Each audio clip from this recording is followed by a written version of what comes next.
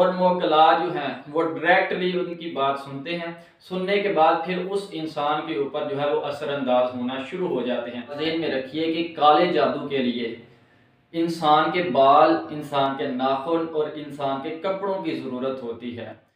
अस्सलाम वालेकुम, मेरा नाम है मेहताब अहमद और आप देख रहे हैं जिना चैनल। दोस्तों, आज हम बात करने जा रहे हैं काले जादू के हवाले से कि इंसान के ऊपर जो काला जादू किया जाता है वो किस तरीके से किया जाता है और उसका अमल क्या होता है।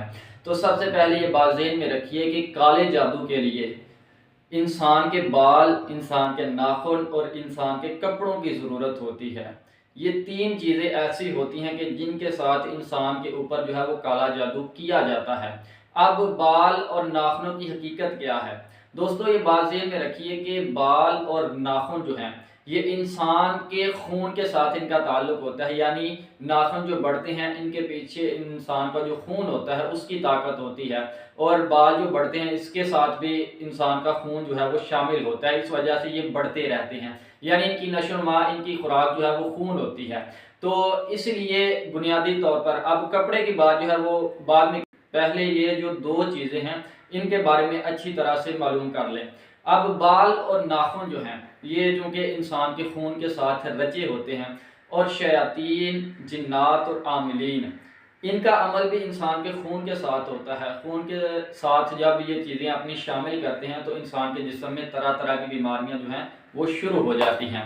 अब उसके बाद अब आमिलीन जो होते हैं, जो काला जादू करने वाले होते हैं, वैसे तो ये अपना ईमान जो है ये बेच चुके होते हैं।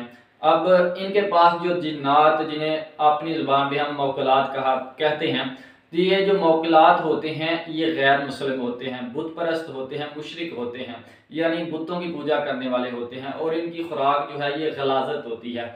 हर वो काम करते हैं जो नजस होता है, नापाक होता है, पलीत होता है। इसके बाद आमिलीन क्या कहते हैं, जब आपके जिस्म की कोई शय भी इनके पास पहुंच जाती है, मिसाल के तौर पर नाखून या बाल, फिर ये अपने सामने कोई प्याला वगैरह रखते हैं और उसके अंदर जो है वो फूंके मारते हैं, फिर अपने मोकलात को ये हाजिर करते हैं, और मोकलात जो हैं वो डायरेक्टली उनकी बात सुनते हैं।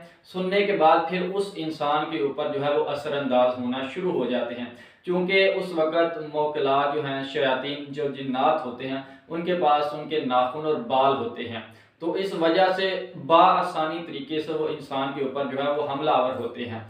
अब उसके बाद होता क्या है, ये जब इंसान के ऊपर काला जादू होता है इसके असरात क्या हैं?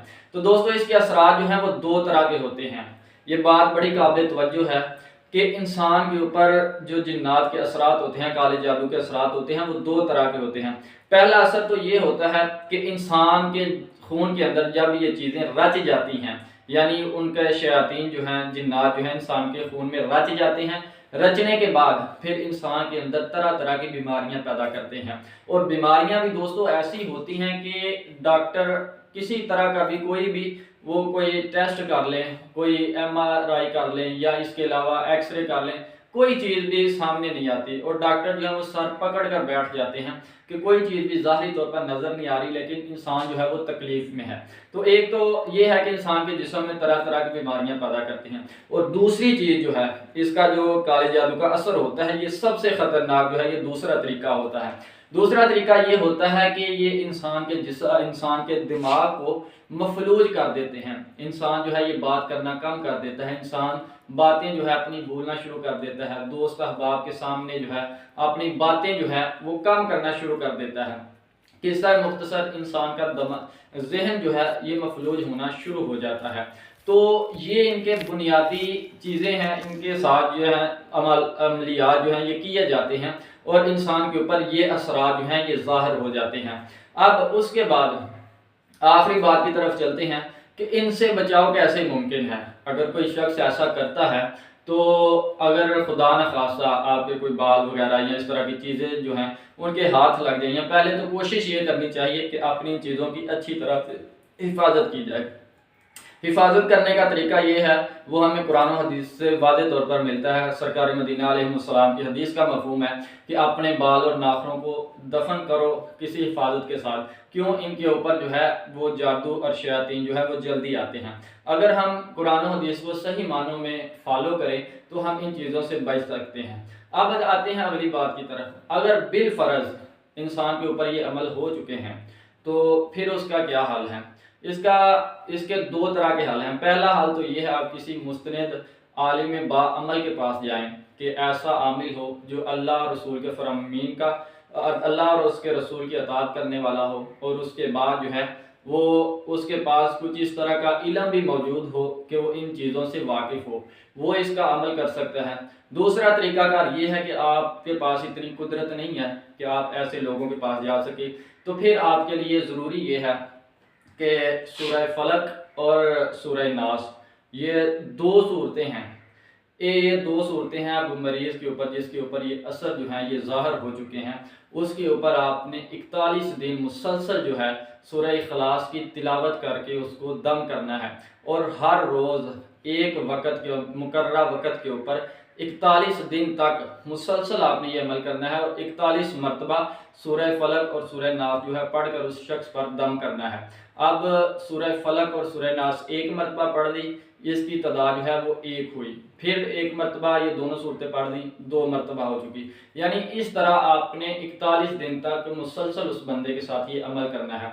फिर उसके साथ होगा ये, अब चूँकि ये सिर्फ़ और सिर्फ इसका नुकसान जो है वो जिन्नात को होगा, वो जिन्नात जो आपके जिस्म के अंदर दाखिल हैं उनको नुकसान होगा, उनका असर जो है वो कम हो जाएगा, और बसूरत दीगर जो है वो जो मौकल है, वो आमिल जिसने ये अमल किया है उसको इसका कुछ नुकसान नहीं होगा। इसके साथ ये होगा कि वो जिन्नात जो है वो नुकसान उठाना शुरू कर देंगे, और आस्ता आस्ता जो है वो इंसान से पीछे हटना जो है वो शुरू हो जाएंगे, और आप देखेंगे कि इंशाअल्लाह इस अमल के बाद जो है इंसान मुकम्मल तौर पर सेहतयाब हो जाएगा।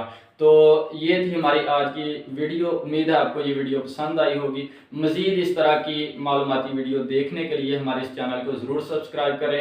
हमारी इस वीडियो को लाइक और शेयर करना ना भूलिए। इजाज़त दीजिए।